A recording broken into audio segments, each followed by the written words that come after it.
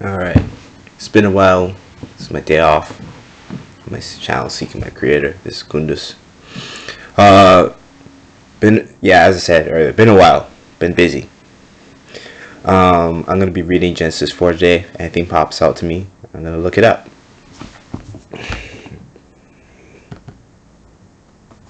Alright. And Adam knew Eve, his wife, and she conceived and brought forth Cain and she conceived and brought forth Cain and said, I have gained a man through God. Last time I was looking through the alternate versions of the Bible, and I saw the different names of God they were using. Yahweh, Jehovah, etc. As you know from my previous video I uploaded, most of those names are either completely false because they're given to you by people who stole those ancient texts and then translated them wrongly. Alright, Genesis chapter 4 verse 2. And she bore his brother Abel. Abel was the keeper of sheep, but Cain was the tiller of the ground. And it was so after some time that Cain brought the fruits of the earth to sacrifice to the Lord. And Abel also brought the firstborn sheep of his fatlings.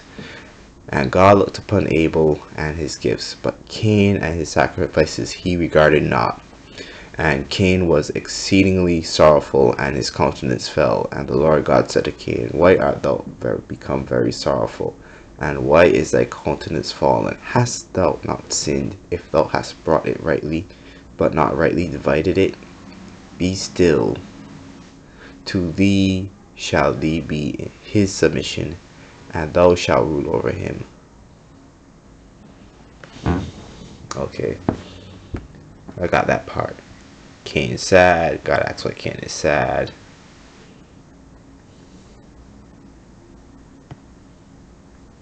Wait, was it Cain? Yeah, the Lord said to Cain, "What are you sad and just fallen?" It's almost like God is not omnipotent or all-knowing at this phase. He's showing concern. Okay, so Cain goes on to murder Abel. Cain murders Abel. And Cain said to his brother, Let us go out into the plain. And it came to pass that when they were in the plain, Cain rose up against Abel his brother and slew him. And the Lord God said to Cain, Where is Abel thy brother? He said, I know not. Am I my brother's keeper? And the Lord said, What hast thou done? The voice of thy brother's blood cries to me out of the ground. And now thou art cursed from the earth, which has opened up her mouth to receive thy brother's blood from thy hand. So there's a curse. There are now multiple curses on Cain. So this is the first one. The earth is trying to get this blood that's on Cain's hand, or in some way trying to make Cain pay for the blood he spilled. When thou tillest the earth, thou shalt not when thou tillest the earth, then it shall not continue to give its strength to thee. Thou shalt be groaning and trembling on the earth. And Cain said to the Lord God, My crime is too great for me to be forgiven. So I don't think that's forgiveness. I think it's too great for him to pay, as in, like, if he went to prison for a number of years, there'd be no number of years that he could spend in prison to atone for the crime. There's nothing that he can do to pay for it, to be released from punishment. And Cain said to God, My crime is too great to be forgiven. If thou cast me out this day from the earth, and I shall be hidden from thy presence,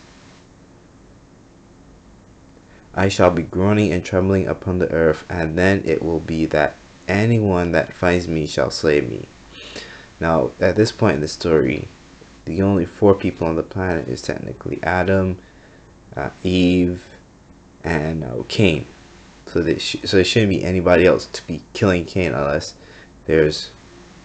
part of this text was omitted that, yeah, there were a whole lot of other people. And the Lord God said to him, Not so. Anyone that slays Cain shall suffer sevenfold vengeance. And the Lord God set a mark upon Cain that no one that found him might slay him. Alright, so Cain had like a special mark, or maybe like an energy shield, or something that prevents another person from harming him. So Cain went forth from the presence of God and dwelt in the land of Nod, over against Edom.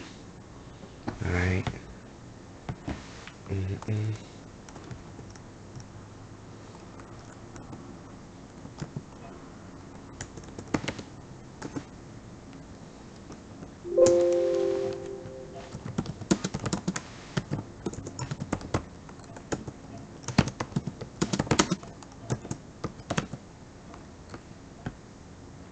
Okay. And I tracked down the land of Nod and the land of Edom, the descendants of Cain. And Cain knew his wife, having conceived. She bore Enoch. And he built a city and named the city after. And he named the city after his son, Enoch. Wait. So Cain had a son, and he had to have a wife. So we're not hearing the wife of Cain. We're not hearing the name of Cain's wife. So she came from somewhere. Because at this point, there's only like 3 people, Cain and his mom and dad. So now Cain has a wife. They have a son called Enoch. They build a city, and they name the city Enoch. Alright, so that might be an actual real place.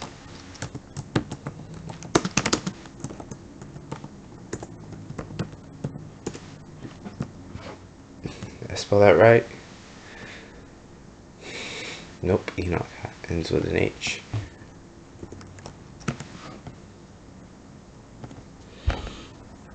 And to Enoch was born Gadad. Gadad begot Mali. I'm not going to be able to pronounce these words properly. I'm sorry. And Gadad begot Mali. Mal Ma'ali.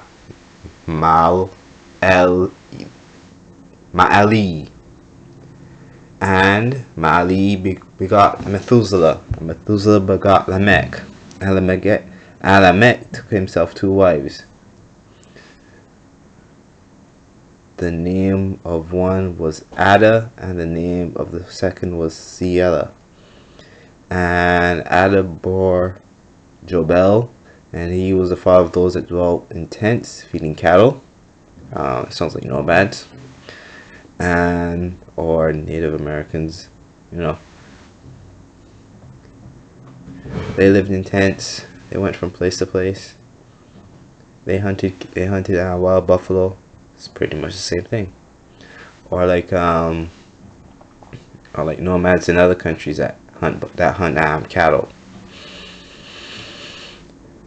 And the name of his brother was Jubal. He it was who invented palmsettery and harp.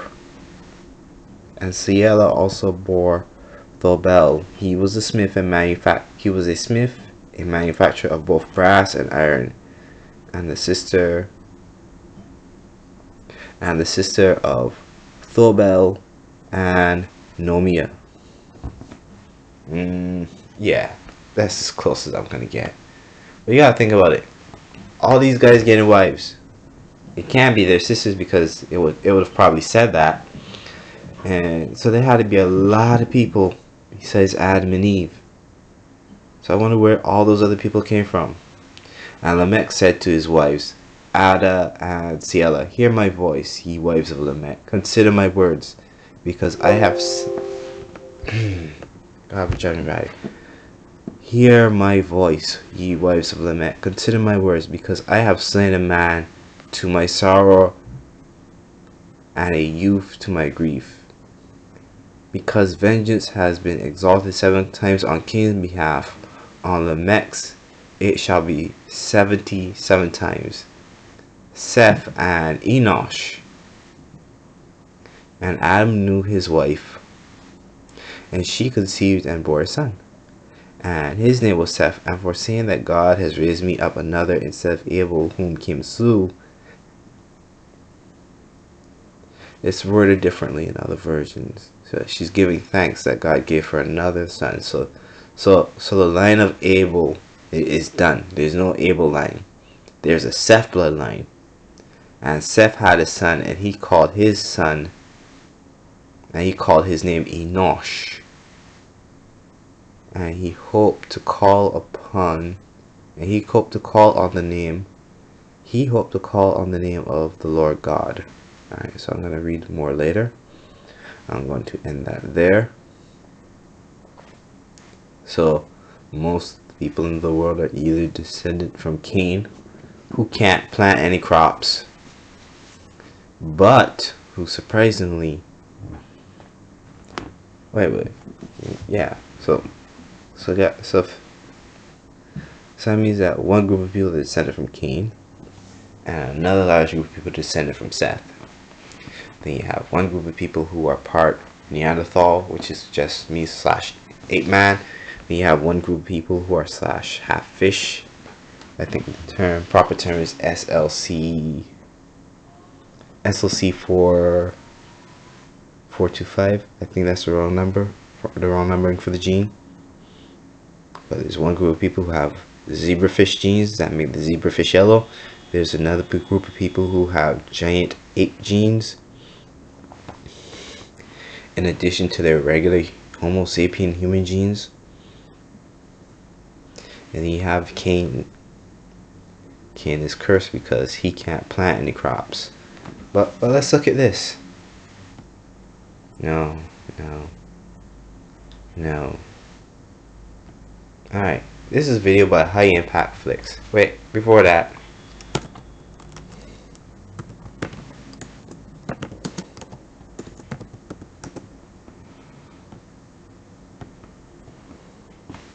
fair use should have did that first. Fair use. This is just for education. And for hopefully someone will see this, tell me, oh no, that's wrong. Look this up. Alright, so I watched this video already. As you can see up here, there's the link. It's High Impact Flicks. Make a huge difference by sharing this video in the world. This video That's proof of how good the food is that we're throwing away. I've learned that I can roll up in nearly any city across the United States and collect enough food to feed hundreds of people in a matter of one night. The only thing that limited me was the size of the vehicle I had to transport it. My experience shows me that grocery store dumpsters are being filled to the brim with perfectly good food every single day in nearly every city across the United States, all while children at school are too hungry to concentrate on their studies.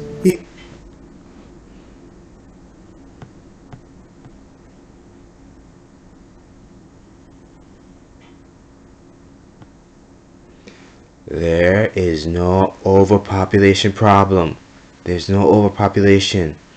In fact, there's so much food that they're actually throwing it away because people don't have little pieces of paper called money to buy food. There's so much food.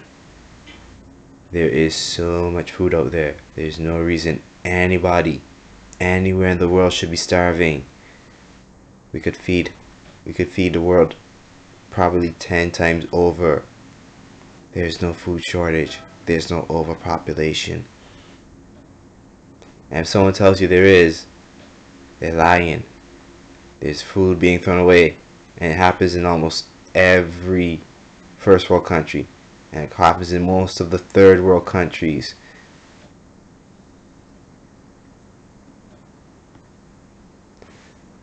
Now, as I was saying, you can watch the rest of this video on your own.